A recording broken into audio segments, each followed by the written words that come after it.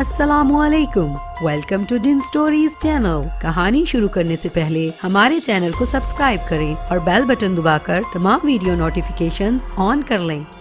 نجوا ایک لانچ کے کیبن میں ناشتے کی میز پر بیٹھی ہے۔ میری توقع کے مطابق نجوا ناشتہ کرتے کرتے ایک دم چونک اٹھی۔ کون ہے تو جو مجھے دیکھ رہا ہے؟ وہ کسی زخمی ناگن کی طرح پھنکاری۔ بول کہ تیری آواز مجھ تک پہنچ جائے گی۔ اے بدذات و حقیر عورت، میں زاؤن ہوں۔ تیرا کھیل اب ختم ہونے والا ہے، کیونکہ میں تجھے بہت جلد مار ڈالوں گا، میں نے غیر انسانی آواز میں جواب دیا۔ اے زاؤن، تو میرا کچھ نہیں بگاڑ سکتا، نجوا سخت لہجے میں بولی۔ میں تجھ سے ڈرنے والی نہیں ہوں، تو میری حیثیت اور طاقت دیکھنا چاہتا ہے تو یہ دیکھ، نجوا گرائی۔ اب تو مجھے نہیں دیکھ سکتا۔ نجوا یہ کہتے ہی کچھ پڑھنے لگی۔ چند ہی لمحوں میں نجوا کا چہرہ میرے سامنے سے غائب ہو گیا۔ اب تو صرف میری آواز سن سکتا ہے، وہ بھی اس وقت تک کہ جب تک میں چاہوں۔ اگر تو چاہتا ہے کہ سعد اور اس کی بیوی دونوں میرے ہاتھوں مارے جائیں تو اپنی یہ حسرت بھی پوری کر لے، انہیں سلیمانیہ سے یہاں بلا لے۔ نجوا کا انداز چیلنج دینے والا تھا۔ تو سن کہ آج ہی وہ دونوں تجھ تک موت کا پیغام بن کر پہنچ جائیں گے۔ میں بولا، تیرا دایاں بازو تو میں پہلے ہی توڑ چکا ہوں، اب دستے راست منصور کی موت کو ابھی تک تو یقیناً بھولی نہیں ہوگی۔ میں نے دانستہ نجوا کو ذہنی اذیت پہنچانے کی خاطر یہ ذکر چھیڑا تھا۔ اگر تیری ہی سازش کے نتیجے میں منصور مارا گیا ہے تو پھر تجھے میں زیادہ دن تک آوارہ روح کی طرح بھٹکنے نہیں دوں گی۔ نجوا نے مجھے دھمکی دی۔ جواب میں زور سے ہنسا، پھر خود ہی نجوا سے رابطہ منقطع کر لیا۔ اے لیلیش، تو یہ کیسا خطرناک کھیل کھیلنے کا ارادہ کر رہا ہے؟ آدم زادوں کے جسم اپنا کر تو ہم مجبور ہو جائیں گے۔ سومی کہنے لگی، ایسا نہیں ہوگا اے سومی، میں نے اسے سمجھایا۔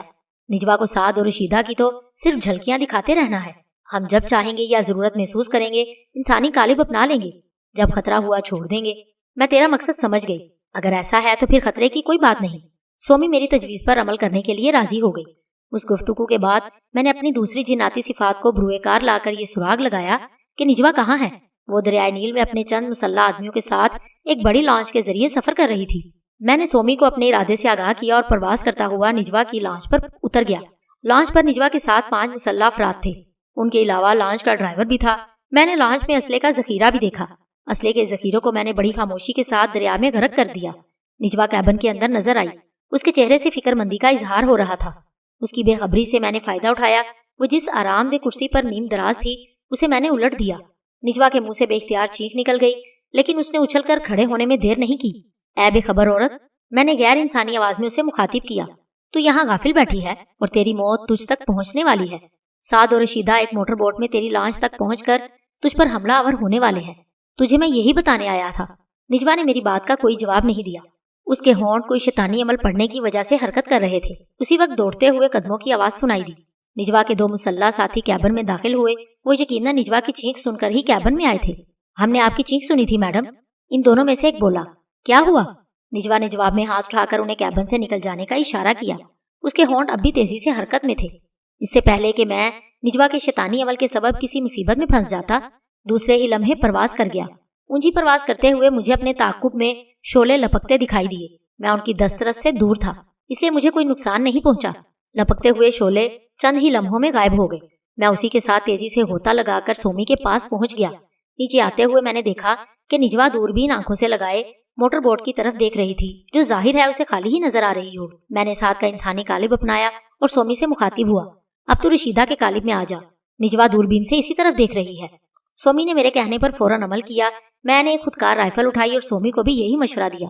پھر لانچ پر ہماری فائرنگ سے پہلے ہی فضا دھماکوں سے گونج اٹھی۔ اے سومی، وہ ہمیں دیکھ چکی ہے اور اتنا ہی کافی ہے، اب انسانی قالب سے نکل آ۔ میں نے یہ کہتے ہوئے خود پہل کی۔ ایسا کرنے میں سومی نے بھی دیر نہیں لگائی۔ اب ہمیں گولیوں سے کوئی خطرہ نہیں تھا۔ دیر تک فائرنگ کا تبادلہ ہوتا رہا۔ میں جان بوجھ کر اس مقابلے کو طول دے رہا تھا تاکہ نجوا کے آدمیوں کے پاس میگزین کا ذخیرہ ختم ہو جائے۔ لانچ میں اسلحے کا جو فاضل ذخیرہ تھا اسے میں پہلے ہی دریا میں غرق کر چکا تھا۔ موٹر بوٹ اور لانچ کا درمیانی فاصلہ میں نے رفتہ رفتہ کم کر دیا۔ اسی دوران میں نجوا کے 3 آدمی ہماری گولیوں کا نشانہ بن چکے تھے۔ فائرنگ میں اب پہلے جیسی شدت نہیں رہی تھی۔ میں نے موٹر بوٹ کی رفتار انتہائی تیز کر دی اور اسے لانچ سے ٹکرا دیا۔ اسی وقت کوئی چیخا، موٹر بوٹ خالی ہے، اس میں کوئی نہیں۔ یقیناً انہوں نے سمندر میں چھلانگ لگا دی ہوگی۔ مجھے نجوا کی آواز سنائی دی۔ موٹر بوٹ کو میں نے بلا وجہ ہی لانچ سے نہیں ٹکرایا تھا، اس سے موٹر بوٹ کو تو نقصان پہنچا ہی، مگر لانچ کے نچلے حصے میں بھی سوراخ ہو گیا۔ اسی سبب لانچ میں تیزی سے پانی بھرنے لگا۔ نجوا کو شاید فوری طور پر اس کا احساس نہیں ہو سکا۔ اس کی بڑی وجہ یہ تھی کہ وہ آنکھوں سے دوربین لگائے سطح سمندر کا جائزہ لینے میں مصروف تھی۔ میں اور سومی اس عرصے میں نجوا کی لانچ پر پہنچ گئے۔ سومی کو میں بتا چکا تھا کہ کیا کرنا ہے۔ सोमी उस लॉन्च के ड्राइवर की तरफ लपकी। दूसरे ही लम्हे फायर की आवाज सुनाई दी। निजवा के हाथ से दूरबीन छूटकर गले में झूलने लगी। उसने तेजी के साथ अपने शाने से राइफल उतारी और ड्राइवर के कैबिन की तरफ लपकी। उसके दोनों मुसल्ला साथी जहाँ खड़े थे वहीं बुत से बने हुए खड़े रहे। उसी वक्त कैबिन की आड़ से निकलकर मैंने उन दोनों को गोलियों का निशाना बना दिया। इसी असना में सोमी अपना काम अंजाम देकर मेरे करीब पहुंच गई। लॉन्च के ड्राइवर को उसने गोली मारकर मौत की नींद सुला दिया। अब निजवा का कोई साथी जिंदा नहीं बचा था। उसे मैंने ड्राइवर के कैबिन से निकलते देखा। उसके चेहरे पर हवाइयां उड़ रही थी। फिर जैसे ही उसकी पुश्त हमारी तरफ हुई, हम साद और रशीदा के इंसानी काल्बों में अब आ गए। उसी के साथ मैंने निजवा के दाएं हाथ का निशाना लिया। जख्मी होने के बावजूद निजवा तेजी से मुड़ी। फिर जब वो बोली तो उसका लहजा बदस्तूर बदला हुआ था। मैंने तुम दोनों को समझने में गलती की, मुझे ये इतराफ है। अब भी तुम चाहो तो मैं तुमसे सुलह कर सकती हूँ, लेकिन उसकी एक शर्त है। मैंने कहा, हार जाने वालों को शर्तें आयद करने का हक नहीं होता। फिर भी बोलो तुम क्या कहना चाहती हो। मैंने कहा। वो कराहते हुए कहने लगी, मुझे मालूम है साथ कि मनकरा के गुलामों से बचने के लिए अब तुमने जाउन की पनाह ले ली है। मसालियत की शर्त यही है कि तुम जाउन की पनाह से निकल आओ और फिर दोबारा हमें अपनी पनाह में ले लो। ये कहते हुए मैं हंस पड़ा। हाँ, मैं यही निजवा का जुमला अधूरा ही रह गया, क्योंकि लॉन्च के निचले हिस्से में पानी जमा होने की वजह से लॉन्च अब दरिया में डूबने लगी थी। निजवा बुखला गई और मैंने कहकहा लगाकर उसे बताया, निजवा ये लॉन्च डूबने वाली है। तुमसे दरीना ताल्लुकात के सबब मैं तुम्हें जान बचाने का एक मौका दे सकता हूँ। तुम दरिया में छलांग लगा दो और कोशिश करके किसी तरह साहिल तक पहुंच जाओ। तुम अगर जिंदा बच गई तो बाकी बातें फिर हो सकती हैं। दूसरे ही लम्हे ये परवाह किए बगैर कि मैं उसे गोली भी मार सकता हूँ, निजवा तेजी से पलटी और उसने दरिया में छलांग लगा दी। निजवा एक अच्छी तैराक थी। हाथ जख्मी होने के बावजूद वो दरिया के किनारे तक पहुंचने में कामयाब हो गई। ऐ सोमी, अब रमसीस स्क्वायर चलते हैं। मैं बोला। वहाँ क्या है? उसने पूछा। क्या तू कसरुत तलाल को भूल गई? मेरे अंदाजे के मुताबिक निजवा अब उधर ही का रुख करेगी, लेकिन उसे वहां पहुंचने में काफी देर लग जाएगी। लेकिन अलीलेश, तू वहां निजवा से पहले क्यों पहुंचना चाहता है? नजीब और तलाल की तरह क्या निजवा को नुकसान नहीं पहुंचाना है सोमी? तुझे तो अपने दुश्मनों को लूटने की पड़ी हुई है। सोमी हंस दी। फिर अपनी मंजिल तक पहुंचने में हमें देर नहीं लगी। कसरुत तलाल के हिस्से में निस्फ दर्जन से ज्यादा मुलाजिम और मुलाजमाएं थी। इमारत के उस हिस्से को खंडर बनाने से पहले ये जरूरी था कि वहां से मुलाजमीन भाग जाएं। आदमजादों को डराने और कहीं से भगाने के मुतअद्दिद तरीके हम जिन जात जानते हैं। बहरहाल नतीजा वही निकला जो हम चाहते थे। जरा ही देर में इमारत का वो हिस्सा खाली हो गया। हमने फौरन तलाशी लेना शुरू कर दी। मुझे तवक्को नहीं थी कि निजवा ने वहां अपनी तिजोरी में इतनी दौलत जमा कर रखी होगी। तिजोरी में कई लाख गुनी के बड़े नोट मिले। उस रकम के अलावा कीमती हीरे, जवाहर और सोने के जेवरात अलग थे।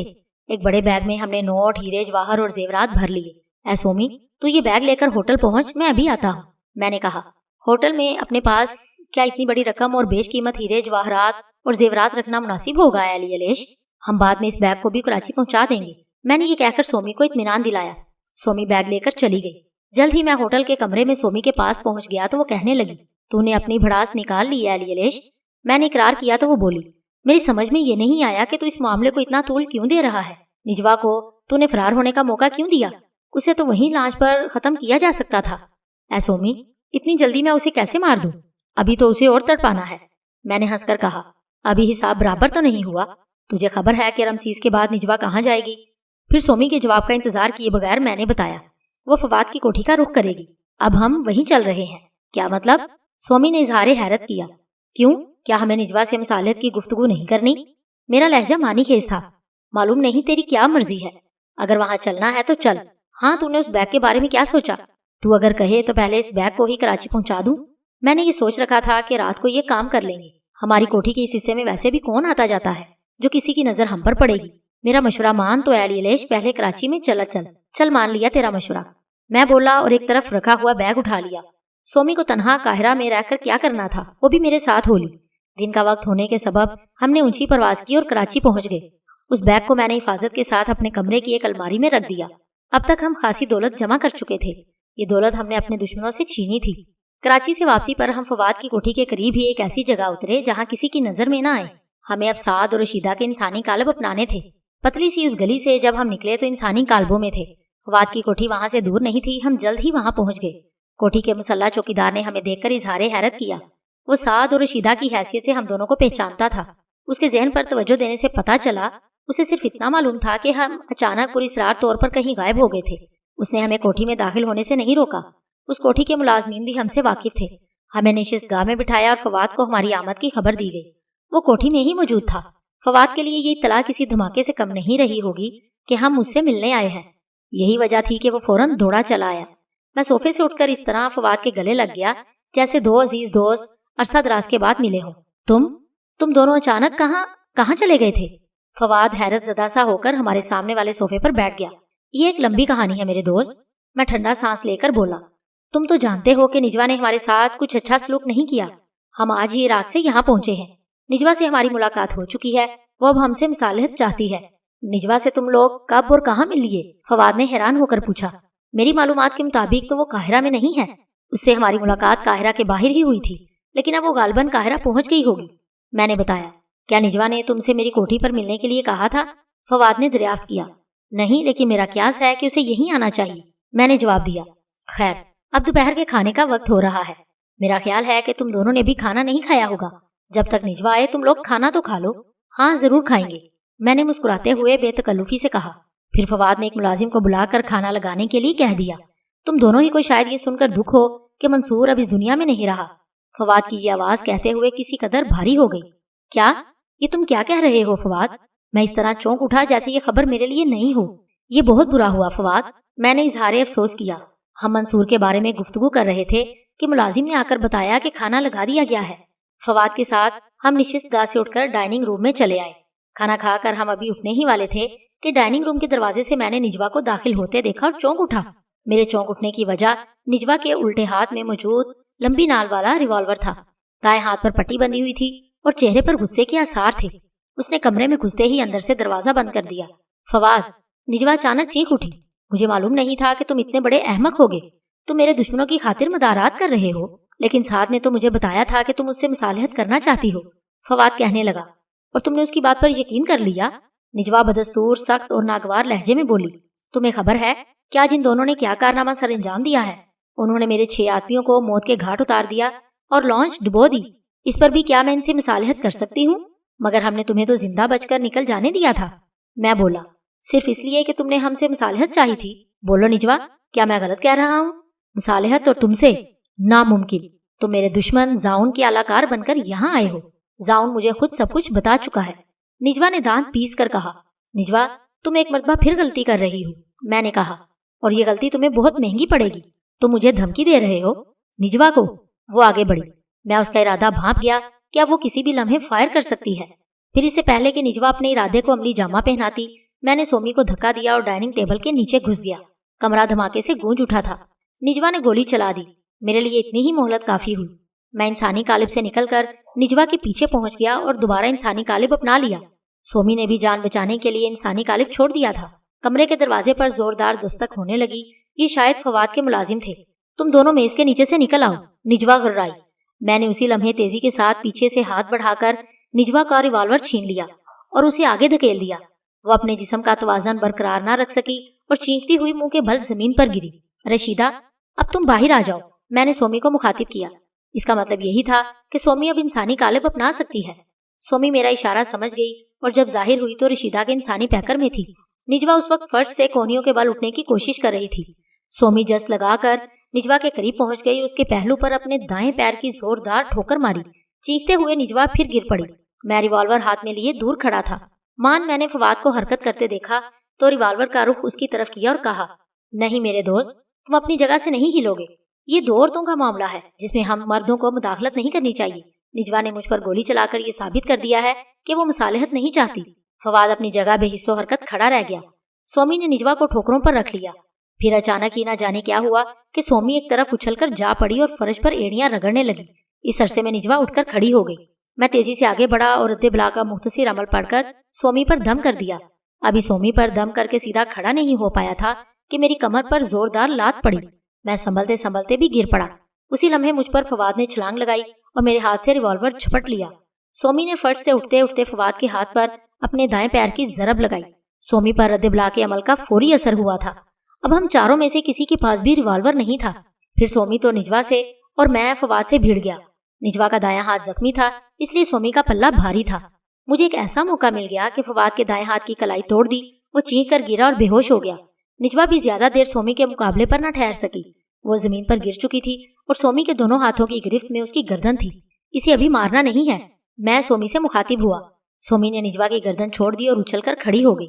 فی الحال اس کے دونوں پیر توڑ دو، یہی کافی ہے۔ میں نے سومی سے کہا۔ نہیں، نجوا چیخنے لگی۔ میں تم سے مصالحت کے لیے تیار ہوں۔ اب مصالحت کا وقت گزر چکا ہے نجوا، میں جواب میں بولا اور سومی کو اشارہ کیا۔ میرے ایما پر سومی نے نجوا کے دونوں پیروں کی ہڈیاں جگہ جگہ سے توڑ دی۔ تکلیف کی شدت سے نجوا اب اپنے ہوش و حواس قائم نہ رکھ سکی۔ دروازے پر اب بھی دستک دی جا رہی تھی۔ اب یہاں سے چلتے ہیں، میں نے کہا۔ ابھی تو اسے مزید زندہ رکھنا چاہتا ہے؟ میں نے سوال کیا۔ ہاں، ابھی میرے انتقام کی آگ نہیں بجھی، میں نے اقرار میں سر ہلایا۔ اسے تو ابھی تڑپا کر مارنا ہے۔ پھر ہم دونوں اس بند کمرے سے غائب ہو گئے۔ فضا میں پرواز کرتے ہوئے سومی نے مجھ سے پوچھا کدھر چلنا ہے؟ اپنے دوسرے شکاروں کی خبر لینے، میں نے جواب دیا۔ وہ دونوں چھوٹے بڑے شیطان اب تک رہائی حاصل کر چکے ہوں گے۔ چل پہلے زمالک کے تھانے چلتے ہیں۔ چند ہی لمحوں میں ہم تھانے پہنچ گئے۔ میرا اندازہ قطعی درست نکلا۔ طلال بے اور نجیب کو رہا کر دیا گیا تھا۔ عدالت نے ان دونوں کی ضمانتیں منظور کر لی تھی۔ کیا تو کوئی اندازہ لگا سکتی ہے اے سومی کہ وہ دونوں اس وقت کہاں ہوں گے؟ میں نے تھانے سے نکلتے ہوئے سومی سے دریافت کیا۔ اندازہ چھوڑ اے لیلیش، میں ابھی ان کا سراغ لگائے لیتی ہوں، سومی بولی۔ پھر اپنی جناتی صفات کو بروئے کار لانے کے بعد مجھے بتا۔ وہ دونوں لازہر کی اس کوٹھی میں موجود ہیں جہاں طلال بے پہلی سکونت اختیار کیے ہوئے تھا۔ اے سومی، میرا خیال ہے ان حالات میں وہ منکرہ کی نام نہاد روح سے رابطہ ضرور قائم کریں گے، اس لیے ہمیں ان کے قریب ہی رہنا چاہیے۔ میں نے تجویز پیش کی۔ ہاں اے لیلیش، ہمارا اصل مقصد تو اسی تک پہنچنا ہے، ورنہ طلال بے اور نجیب کو ختم کرنا کیا مشکل۔ سومی مجھ سے اتفاق کرتے ہوئے کہنے لگی۔ اسی لمحے مجھے نجیب کی تجوری سے ملنے والی ڈائری اور نقشوں کا خیال آیا۔ انہیں ابھی تک ہم نے کھول کر نہیں دیکھا تھا۔ اسی خیال کے تحت میں نے سومی سے ہوٹل چلنے کو کہا۔ اپنے ہوٹل کے کمرے میں پہنچ کر سوٹ کیس سے میں نے ڈائری اور نقشے نکال لیے۔ ڈائری کے ابتدائی صفحات پر شیطانی عمل تحریر کیے گئے تھے۔ میں نے ان صفحوں کو الٹ دیا۔ پھر جو صفحات سامنے آئے انہیں دیکھ کر میرے وجود میں خوشی کی لہر دوڑ گئی۔ ان صفحات پر منکرہ کے غلاموں کے نام پتے لکھے ہوئے تھے۔ انہی میں مجھے جابر، حسنین اور کئی ایسے غلاموں کے نام نظر آئے جن سے واسطہ پڑ چکا تھا اور اب وہ اس دنیا میں نہیں تھے۔ اس ڈائری کو دیکھنے سے پہلے مجھے یہ اندازہ نہیں تھا کہ منکرہ کے غلام اتنی بڑی تعداد میں ہوں گے۔ میں پھر نقشوں کو کھول کر دیکھنے لگا۔ یہ نقشے ان مقامات کے ہو سکتے ہیں جہاں اہراموں کی کھدائی کر کے انہوں نے سونا نکالا ہو۔ سومی نے کیا سرائی کی۔ ممکن ہے۔ میں یہ کہہ کر بدستور ان نقشوں کو غور سے دیکھتا رہا اور ایک خاص بات محسوس کی۔ ایک نقشے کے سوا تمام نقشوں پر صحیح کے نشانات لگے ہوئے تھے۔ مجھے مقتول جابر اور نجیب کے درمیان ہونے والی گفتگو یاد آئی۔ یہ گفتگو جابر فون پر کر رہا تھا اس وقت جبکہ میں رکاسا جزیلہ کا تعاقب کرتا ہوا ستارہ پہنچا تھا۔ اے لیلیش، تو ان نقشوں کو دیکھ کر کیا سوچ رہا ہے؟ سومی نے مجھے خاموش دے کر سوال کیا۔ میں نے جو کچھ سوچا تھا سومی کو بتا دیا اور کہا، ستارہ میں منکرہ کے غلاموں کی خاصی تعداد موجود ہے۔ جابر کی جگہ کوئی بھی لے سکتا ہے اور اس کام کا آغاز ممکن ہے۔ ہمیں ان کا کام روکنے کے لیے تو کوئی نہ کوئی تدبیر کرنی ہی پڑے گی۔ اس کے لیے تو ستارہ جانے کی تجویز پیش کرے گا؟ ہاں، ہمیں وہاں تو جانا ہی پڑے گا اے سومی۔ اب تو جو بھی ہو بھگتنا ہی پڑے گا۔ ابھی تو اس میں کتنے دن باقی ہیں؟ میں بولا اور پھر سومی سے الازہر چلنے کے لیے کہا۔ چند ہی لمحوں میں ہم پرانے قاہرہ کی اس بڑی اور قدیم آبادی کے ایک حصے میں پہنچ گئے جو جمالیہ کہلاتی تھی۔ ہماری حاصل کردہ معلومات کے مطابق طلال بے کی اس کوٹھی میں یونیکا بھی تھی۔ میں اور سومی اس کوٹھی کے وسیع اور عریض لان میں اتر گئے۔ ہم دونوں جیسے ہی عمارت کی حدود میں داخل ہوئے اچانک بھڑکتے شعلوں میں گر گئے۔ اس کے ساتھ کسی اندیکھی طاقت نے ہمیں اٹھا کر دور پھینک دیا۔ سومی اور میں نے ایک دوسرے کی طرف بے بسی کے ساتھ دیکھا۔ اس کی حالت بھی یقیناً مجھ سے مختلف نہیں تھی۔ نہ اس کے اندر اٹھنے کی طاقت معلوم ہو رہی تھی، نہ مجھ میں اتنی قوت تھی۔ پرواز کرنے یا وہاں سے فرار ہونے کا سوال ہی نہیں تھا۔ ہم اس حصار کی زد میں آ گئے تھے۔ یہ میرا آخری احساس تھا کیونکہ اس کے بعد مجھے ہوش نہیں رہا۔ مجھے ہوش آیا تو ہر طرف اندھیرا پھیلا ہوا تھا، گویا اب رات ہو چکی تھی۔ ہوش میں آنے کے باوجود بھی اب تک میرے وجود میں آگ سی لگی ہوئی تھی، حالانکہ حصار کی زد میں آئے خاصا وقت گزر چکا تھا۔ میں نے سومی کی طرف دیکھا، وہ ابھی تک غافل پڑی ہوئی تھی۔ میں نے رد بلا کا عمل پڑھ کر پہلے سومی پر اور پھر خود پر دم کیا، لیکن خلاف توقع اس کا کوئی نتیجہ برآمد نہیں ہوا۔ اے سومی، میں نے سومی کو پکارا اور کراہنے لگا۔ کچھ ہی دیر میں سومی کو خود ہی ہوش آ گیا اور وہ رک رک کر بمشکل بولی، میں اندر سے جل رہی ہوں اے لیلیش، مگر ٹھہر، میں رد بلا کا عمل پڑھتی ہوں، تو بھی پڑھ۔ پھر ہم اس تکلیف سے نجات۔ میں یہ عمل پڑھ چکا ہوں اے سومی، میں بول اٹھا، پھر بھی کچھ فائدہ نہیں ہوا۔ اے لیلیش، میرے باپ ازبیل نے اس وقت تجھے کوئی عمل تعلیم کیا تھا جو تو نے ڈھاکہ میں ونوجی کے قائم کردہ حصار کے اندر داخل ہونا چاہتا تھا؟ سومی نے مجھے یاد دلایا۔ وہ عمل مجھے یاد نہیں، شاید اسے پڑھنے سے مجھے یاد ہے وہ عمل ہے سومی۔ میں جلدی سے بولا۔ جیسے جیسے میں وہ عمل پڑھتا گیا میرے وجود میں ٹھنڈک سی پھیلتی گئی۔ عمل کے آخری الفاظ پڑھنے تک میرے اندر بھڑکتی ہوئی آگ سرد پڑ چکی تھی۔ میں نے سومی پر بھی دم کر دیا، اس کی حالت بھی اعتدال پر آ گئی۔ اس اذیت سے نجات پانے پر ہم دونوں نے خدا کا شکر ادا کیا۔ کمزوری ختم کرنے کے لیے ہمیں مقوی ادویات کی ضرورت تھی۔ اب تو محض یہی ایک صورت تھی کہ وقت گزرنے کے ساتھ ساتھ فطری طور پر ہماری کھوئی ہوئی توانائی کسی حد تک واپس آ جاتی۔ سو جا اے سومی، انشاءاللہ صبح تک ہم اس قابل ہو جائیں گے کہ اپنے لیے ضروری دوائیں حاصل کر سکیں۔ یہ کمزوری کسی عمل سے نہیں، مقوی دواؤں سے ہی جائے گی۔ ہمارے دشمن ہم سے زیادہ دور نہیں تھے، اس لیے ہمیں محتاط اور چوکنا رہنا پڑا۔ میری تاکید کے باوجود سومی بھی لمحے بھر کو نہیں سوئی۔ رات بھر ہم جاگتے ہی رہے۔ صبح ہوتے ہوتے ہم کم از کم اس قابل ہو گئے کہ حرکت کر سکیں، پھر بھی ہم تیز اور اونچا اڑنے کے قابل نہیں تھے۔ ایک دوسرے کو سہارا دیے ہم فضا میں دھیرے دھیرے تیرتے ہوئے اس کوٹھی سے نکل آئے۔ بازار ابھی کھلے نہیں تھے، مجبوراً ہمیں ایک تار کی بند دکان میں داخل ہو کر مطلوبہ دوائیں حاصل کرنا پڑی۔ دوا کی پہلی خوراک ہم نے وہیں کھا لی اور دکان سے نکل آئے۔ ہمارے لیے ہوٹل ہی ایک محفوظ پناہ گاہ تھا۔ ہم نے ہوٹل پہنچنے سے پہلے انسانی قالب اپنا لیے۔ انہی قالبوں کو اپنا کر ہم اس ہوٹل میں ٹھہرے تھے۔ انسانی قالبوں کی ضرورت کے تحت ہم نے خوب ڈٹ کر ناشتہ کیا اور بستر پر آرام کرنے لیٹ گئے۔ دوا کی دوسری خوراک ہمیں دوپہر کو کھانی تھی۔ دوا اور آرام، اسی سے ہمارے وجود کی کھوئی ہوئی توانائی واپس آ سکتی تھی۔ ہم اسی لیے گہری نیند سو گئے۔ جب ہم سو کر اٹھے تو دوپہر ڈھل چکی تھی۔ دوا کی دوسری خوراک کھا کر ہم نے تازہ دم ہونے کی غرض سے باری باری غسل کیا۔ ابھی میں فون پر روم سروس سے رابطہ قائم کر کے کھانا منگوانے والا تھا کہ خلاف توقع دروازے پر دستک ہوئی۔ سومی دروازہ کھولنے کے لیے اٹھنے والی تھی کہ میں بول اٹھا، ٹھہرو، میں دیکھتا ہوں کون ہے۔ میں نے آگے بڑھ کر دروازہ کھول دیا اور چونک اٹھا۔ ان دو افراد میں سے ایک کا چہرہ میرے لیے اجنبی نہیں تھا۔ آشنا چہرے والے کو میں نے فواد کی کوٹھی میں دیکھا تھا۔ وہ فواد کے ملازمین میں سے ایک تھا۔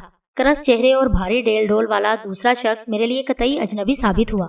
فرمائیے، میں نے کرس چہرے والے کو مخاطب کیا۔ ہمیں معلوم ہوا ہے کہ آپ لوگ اسکندریہ سے یہاں تشریف لائے ہیں۔ کرس چہرے والا اپنی کھردری سی آواز میں بولا۔ تو پھر؟ میں نے کہا، یہ عجیب حسن اتفاق ہے کہ ہمارے جو مہمان اسکندریہ سے آنے والے ہیں ان کے نام بھی مقصود اور سنوبر ہیں، لیکن وہ آپ نہیں ہیں۔ اجنبی نے بات بنائی، پھر کہنے لگا، معاف کیجئے گا کہ میں نے آپ کو زحمت دی۔ کوئی بات نہیں، میں خوش اخلاقی سے مسکرایا اور خدا حافظ کہہ کر دروازہ بند کر لیا۔ میں اس عرصے میں اجنبی شخص کا ذہن پڑ چکا تھا۔ اس طرح مجھے نجوا کے بارے میں بھی علم ہو گیا کہ وہ کہاں اور کس حال میں ہے۔ کھلے ہوئے دروازے سے فواد کے ملازم کی ایک جھلک سومی نے بھی دیکھ لی تھی۔ وہ اسی لیے مجھے کچھ فکر مند سی دکھائی دی۔ کل شام سے نجوا کے آدمی شہر کے تمام چھوٹے بڑے ہوٹلوں میں رشیدہ اور سعد کو تلاش کرتے پھر رہے ہیں۔ انہیں شبہ ہے کہ ہوٹل میں ہم نے گویا اپنے اصل نام نہیں لکھوائے ہوں گے۔ وہ اسی لیے ہر نوجوان جوڑے کو دیکھ رہے ہیں۔ اس غرض سے انہوں نے فواد کے ملازمین کو ساتھ رکھا ہوا ہے۔ اگر ہم رشیدہ اور سعد کے کالبوں میں ہوتے تو ملازم کھانس دیتا، اسی کے ساتھ کرک چہرے والا اجنبی ہمیں گولی مار دیتا۔ میں سومی کو بتانے لگا، تو نے شاید اس اجنبی کا ذہن پڑھ کر یہ سب کچھ معلوم کیا ہوگا اے لیلیش؟ ہاں، میں نے اقرار کیا۔ پھر مزید بتایا۔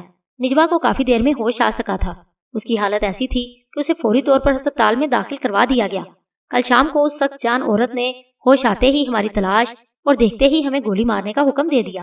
خاک ڈال نجوا اور اس کے آدمیوں پر۔ کھانا منگوا کے بڑے زور کی بھوک لگ رہی ہے، سومی کہنے لگی۔ میں نے فون پر روم سروس سے کھانا بھیجنے کے لیے کہہ دیا۔ پہلے کی طرح اب ہماری نکاحت میں خاصی کمی واقع ہو گئی تھی۔ کھانا کھا کر ہم پھر آرام کرنے کے لیے لیٹ گئے۔ رات کو تیسری خوراک کے بعد ہم نے خود کو بہت بہتر پایا۔ مجھے بھی یہی توقع تھی کہ تیسری خوراک استعمال کرنے پر ہماری نکاحت تقریباً ختم ہو جائے گی۔ اب تو کیسا محسوس کر رہی ہے سومی؟ میں نے پوچھا۔ کمزوری تو تھوڑی بہت باقی ہے، لیکن تشویش کی کوئی بات نہیں، سومی نے جواب دیا۔ میرا خیال ہے کل صبح تک یہ کمزوری بھی ختم ہو جائے گی۔ تیرا کیا مشورہ ہے؟ ہم آج رات تلال بے کی کوٹھی میں داخل ہونے کی کوشش کریں؟ سوچ لے اے لیلیش، کیونکہ ابھی ہماری توانائی پوری طرح واپس نہیں آئی۔ اللہ مالک ہے، چلتے ہیں وہاں۔ عمارت کی حدود میں داخل ہونے سے پہلے وہ مخصوص عمل پڑھ لیں گے۔ عمل پڑھ کر ہم انشاءاللہ اس خطرناک نادیدہ حصار کو عبور کرنے میں کامیاب ہو جائیں گے، میں نے کہا۔ سومی کو میری بات ماننی ہی پڑی۔ اس وقت رات کے 9:30 بج رہے تھے۔ ہوٹل سے چلتے وقت ہم اپنے کمرے کی روشنی بجھا آئے تھے۔ کھانا ہم نے پہلے ہی کھا لیا تھا۔